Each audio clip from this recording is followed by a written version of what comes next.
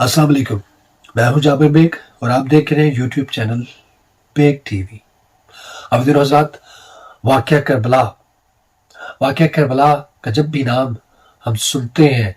तो हमारे जहनों में हक और बातिल का सबसे पहले जहन में आता है। वाक़या करबला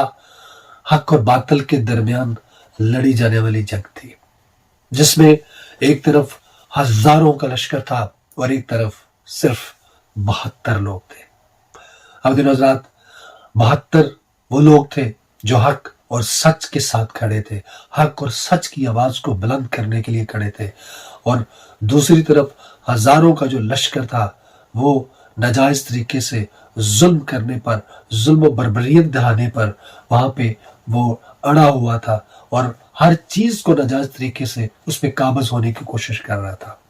अब हज़रात,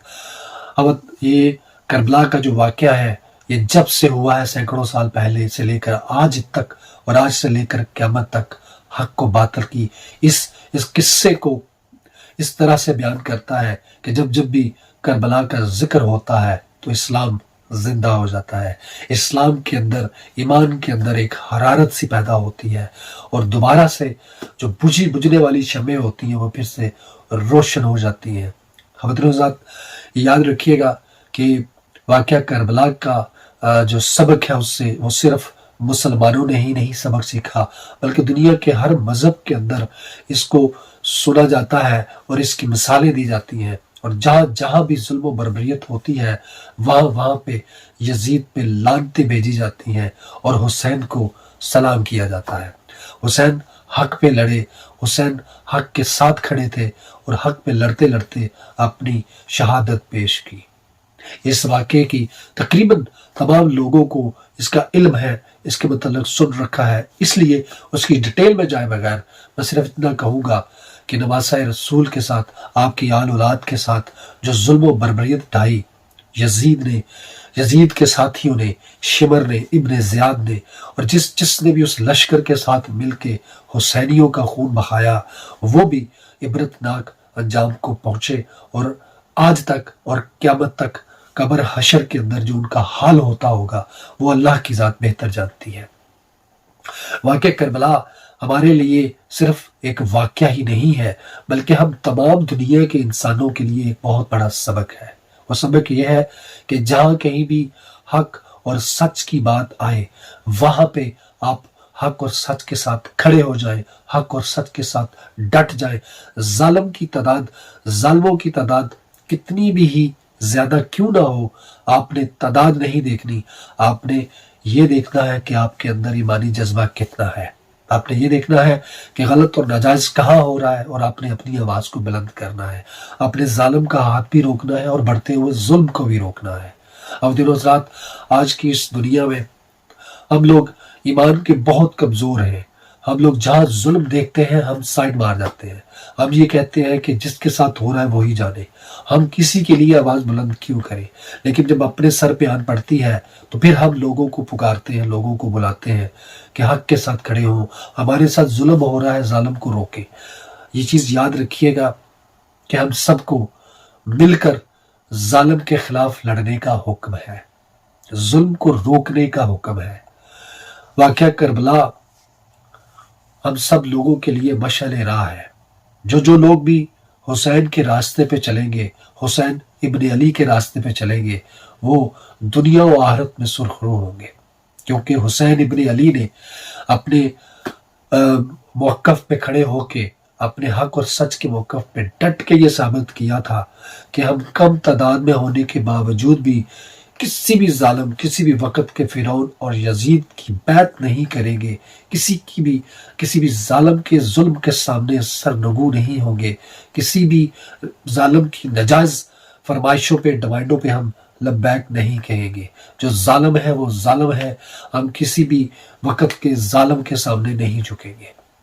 तो ये सबक था कि हक पे डट जाओ, हक पे लड़ते लड़ते अपनी जान की कुर्बानी पेश कर दो, लेकिन कभी भी नाजायज को ठीक मत कहो, किसी भी जालिम के सामने उसे वक़्त का खुदा समझ के उसके सामने सजदा नहीं करना। تو یہ میسج تھا کہ حسین ابن علی نے اللہ کے حضور اللہ کے سامنے سجدہ تو کر دیا، لیکن کسی وقت کے یزید کے سامنے سر نہیں جھکایا بلکہ سر کٹا لیا۔ تو وہ آج ہمارے لیے بھی یہ سبق ہے کہ ہمارے ملک کے اندر کتنا ظلم ڈھایا گیا، ظالموں نے اپنے ملک کی ماؤں بہنوں بیٹیوں کو گھسیٹا، لیکن بدقسمتی ہمارے اس معاشرے کی کہ ہم نے واقعہ کربلا کو سن تو رکھا ہے، لیکن صرف سال کے بعد ہم اس واقعے کو، ان کی تقریروں کو سنتے ہیں چند دنوں کے لیے، لیکن ان باتوں پہ عمل نہیں کرتے کہ وقت کے ظالم کا ہاتھ روکنا ہے، اپنی ماؤں بہنوں بیٹیوں کی عزتوں پہ ہاتھ ڈالنے والوں کے ہاتھوں کو کاٹنا ہے۔ یہ چیزیں ہم بھول جاتے ہیں، یہ بہت بڑی بدقسمتی ہے۔ میری سب سے زیادہ مجھے تکلیف اور دکھ اس وقت ہوتا ہے کہ جب یہ بڑے بڑے علماء، اور میں ان کو منافق علماء کہتے ہوئے جھجک محسوس نہیں کرتا، یہ وہ لوگ ہیں کہ جب ممبر رسول پہ بیٹھتے ہیں تو گلے پھاڑ پھاڑ کے، چیخیں مار مار کے، دھاڑے مار مار کے یہ فلسطین میں ہونے والے ظلم کے خلاف بولتے ہیں، کشمیر میں ظلم ہونے والے اس میں ہونے والے ظلم پہ بولتے ہیں، فلسطین پہ ہونے والے ظلم پہ یہ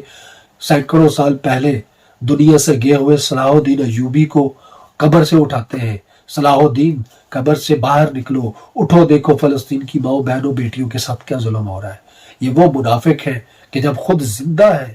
اور آپ کے اپنے ملک کے اندر اپنی ماؤں بہنوں بیٹیوں کو گھسیٹا گیا، آپ کی اس ملک کی بہنوں بیٹیوں جو معذور تھیں ان کو ویل چیئر کے اوپر سے گھسیٹ کے ٹھڈے مار مار کے نیچے گرایا گیا، چادر اور چار دیواری کے تقدس کو پامال کر کے گھروں کے اندر جا کے توڑ پھوڑ کی گئی، لیکن ان علماء میں سے کسی ایک نے آواز بلند نہیں کی۔ یہ وہی ہے جو کئی سو سال پہلے سوئے ہوئے صلاح الدین ایوبی کو اٹھاتے ہیں، لیکن آج خود اپنے ملک کے اندر ہونے والے جبر اور ظلم کے خلاف انہوں نے آواز نہیں اٹھائی۔ وہ چاہے کسی بھی سیاسی پارٹی سے تعلق رکھتے تھے، وہ چاہے کوئی بھی تھے، لیکن تھے تو آپ کے ملک کے لوگ، آپ کے ملک کی عورتیں تھیں، آپ کے ملک کی خواتین تھیں، اور آج تک ان کو بے دردی سے روکا ہوا ہے، جیلوں کے اندر قید کیا گیا ہے، ان کو ظلم کیا جا رہا ہے۔ ان میں سے کسی ایک مولوی، کسی ایک عالم نے آواز بلند نہیں کی، اور ان سارے علماء کو وہ لوگ جانتے ہیں جن کے متعلق میں بات کر رہا ہوں۔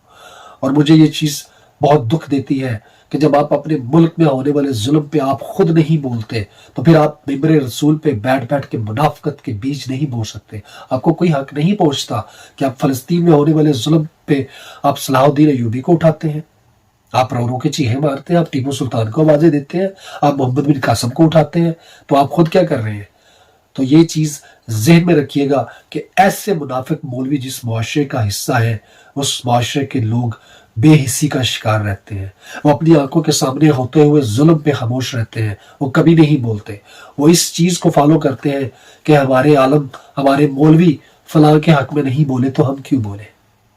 ایسے معاملات میں کبھی بھی یہ نہیں دیکھتے کہ کسی اور کی ماں بہن بیٹی ہے، یا کسی اور سیاسی یا کسی اور مذہبی جماعت سے ان کا تعلق ہے تو ہم بیچ میں کیوں پڑے۔ یہ بالکل غلط اور یہ ناجائز بات ہے۔ یہ چیز یاد رکھیے گا کہ یہ انتہا درجے کی منافقت ہے۔